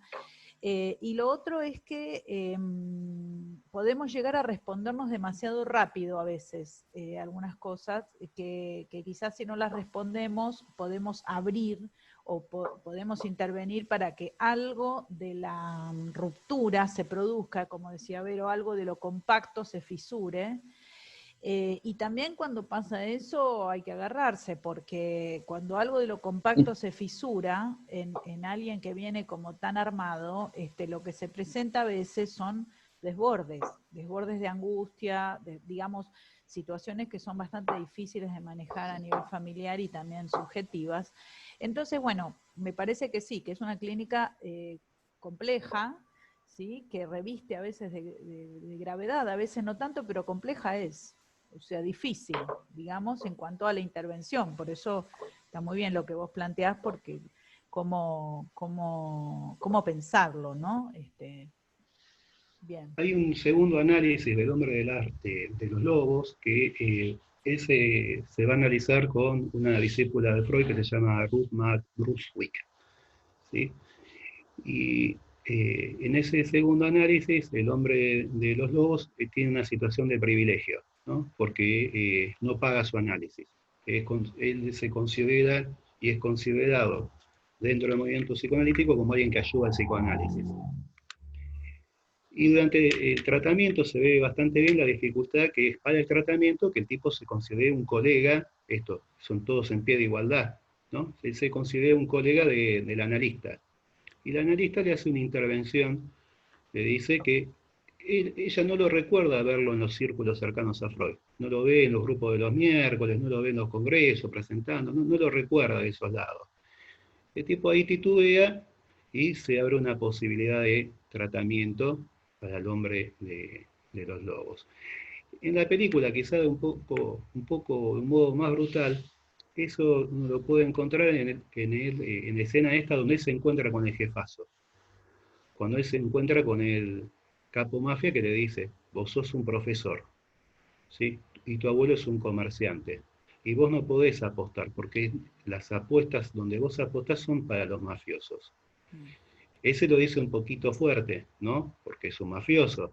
Pero es una idea porque él, a partir de ahí, él se corre de la imagen del jefazo.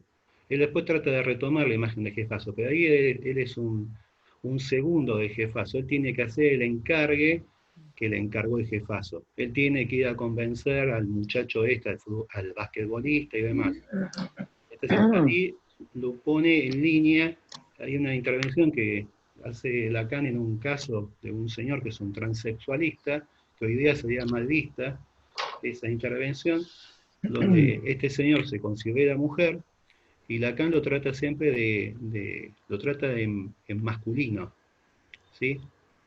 Y es una presentación de enfermo.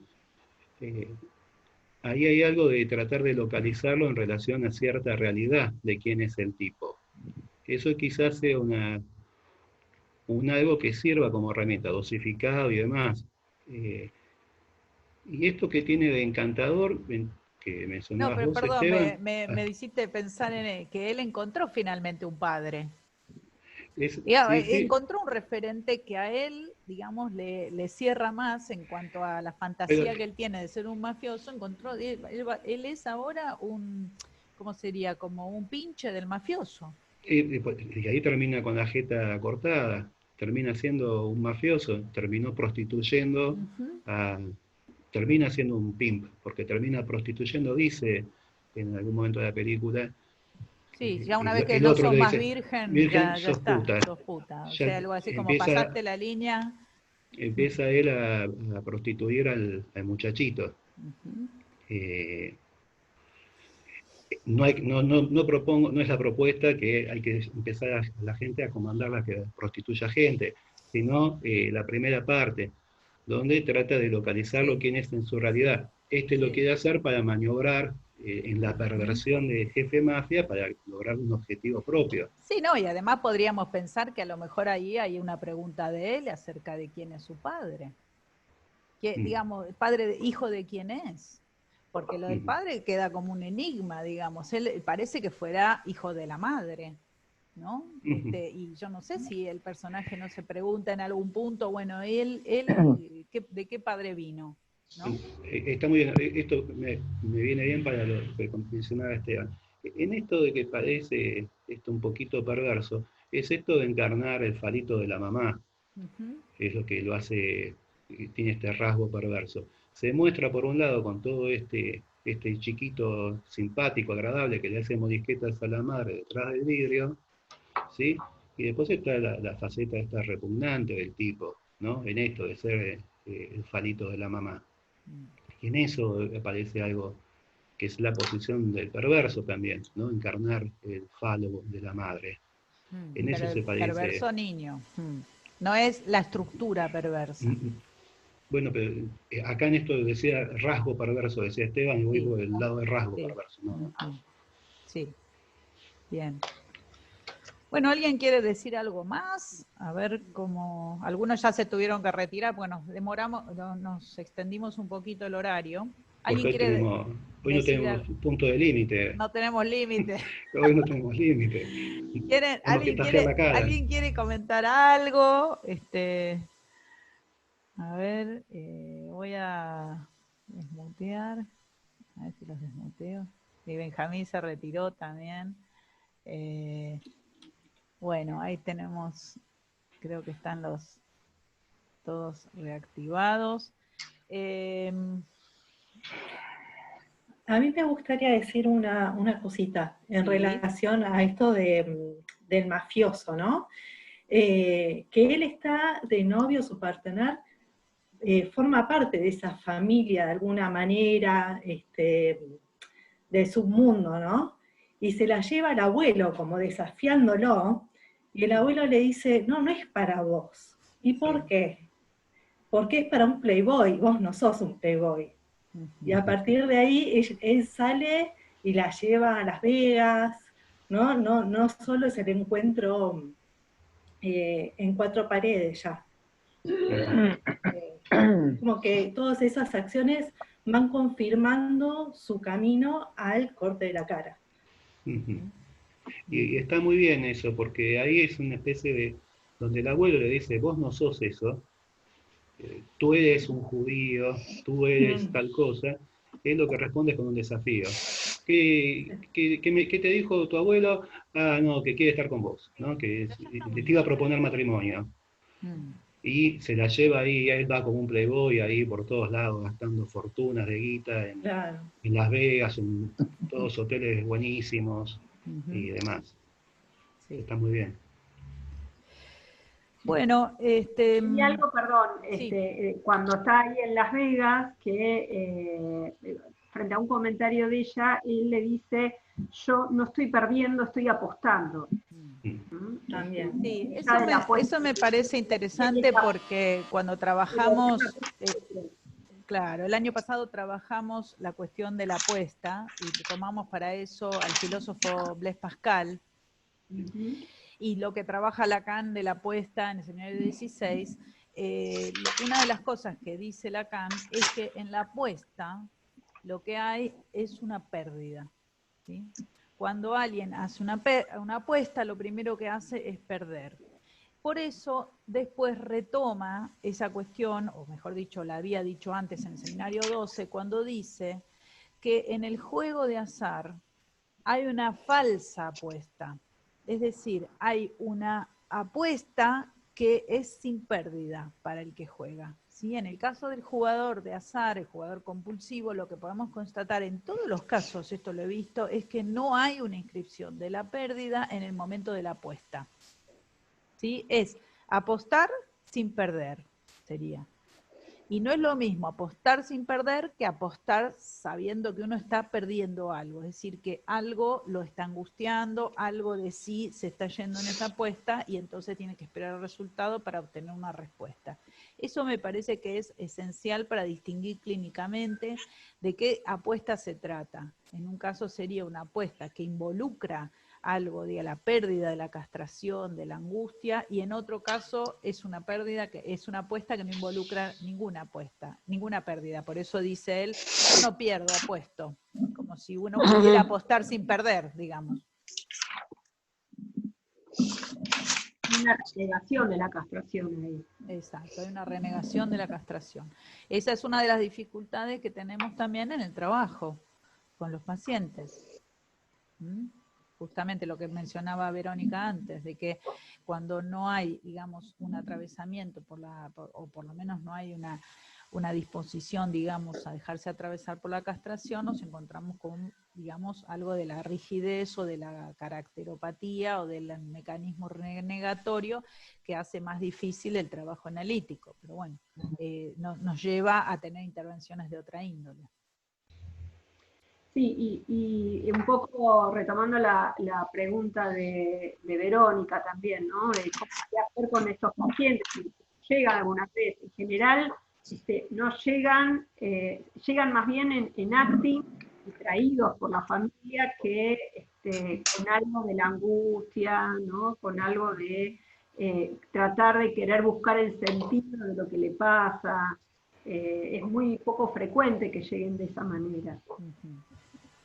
Sí, sí, no sé si alguien, eso lo vamos a retomar porque tenemos ganas de armar una clase, estuvimos hablando también de armar una clase sobre el tema de transferencia, cómo son las consultas, ¿sí? Lo que quiero aclarar es que la próxima clase sería el 17 de agosto. Ese día, si bien es feriado, hemos decidido hacerla igual, ¿sí? Porque bueno, tenemos todo un lío con los tiempos y los feriados y los días, y prácticamente no hay mucha escansión, entonces hemos decidido hacerla igual para los que quieran y puedan. Bueno, nos vamos a encontrar el 17 y ahí vamos a trabajar más la versión, digamos, de la culpa, la deuda y la cuestión del castigo en los pacientes jugadores, que también es toda una vertiente, digamos, que hay que tener más estudiada. Sí. ¿Quién habla? ¿Mariel? Sí. Sí. Yo quería contar una asociación que establecí en el transcurso de esta hermosa reunión. La verdad, felicitaciones. Cuando él dice que no apuesta a lo seguro, ¿no? Que le gusta no apostar a 2 más 2 es 4, sino que puede ser 5. Y con esto del FORDA que mencionaron de la creación de un espacio, o sea, el FORD, el arrojar, ahí el niño está inaugurando un espacio tridimensional, un más allá, ¿no es cierto? Y con esto que comentaron también de despegarse de la madre, que es alguien que está muy despegado. Entonces, en función de estas cuestiones que se estuvieron hablando y que se estuvieron recorriendo, pensaba en el espacio analítico como importante en sí mismo, más allá de estar con la exigencia, obviamente, de que si interpreto, de si lo hago tambalear o por dónde intervengo, que se presenta macizo, sin quiebre y demás, me parece que debe ser muy, muy importante el tema en el tratamiento de la creación de un espacio diferente. Sí, está muy bueno lo que decís. Nosotros el año pasado y el anterior también, en el seminario que ya tiene varios años, estuvimos trabajando mucho la referencia a lo lúdico, ¿sí? Porque no estamos hablando de juego, ¿sí? Entonces, lo lúdico, cómo se pasa de lo lúdico a lo ludopático, y qué pasa en lo lúdico, qué pasa en lo ludopático, y esto de que trabajamos mucho lo del FORDA y qué es lo que ocurre ahí, y también esto que estás mencionando me parece interesante, porque lo que se ve en el jugador compulsivo es que el espacio de juego, lo que sería el espacio transicional, el espacio ese que permite esa separación, no se produce. Hay como una especie de fusión ahí, ¿sí? Hay como una especie de cerrazón, digamos, en ese espacio, entonces decimos, no pueden jugar. Claro, apuestan, pero no pueden jugar. en ese sentido pensaba el espacio analítico como la creación de un espacio de juego. Muy bien, está muy bien tu intervención. Sí. Bueno, me parece que tendríamos que dejar porque ya nos tenemos que ir todos a atender. Y bueno, la verdad que gracias por la participación. Está el chat abierto por si quieren hacer alguna pregunta más. Lo dejamos abierto unas horas. Y si no, bueno, por mail. Así que hasta el 17 que nos volvemos a encontrar. Muy buen encuentro. Bueno, muchas gracias. Gracias, Mariela. Adiós, adiós. Chao a todo el equipo. Muchas gracias. Excelente.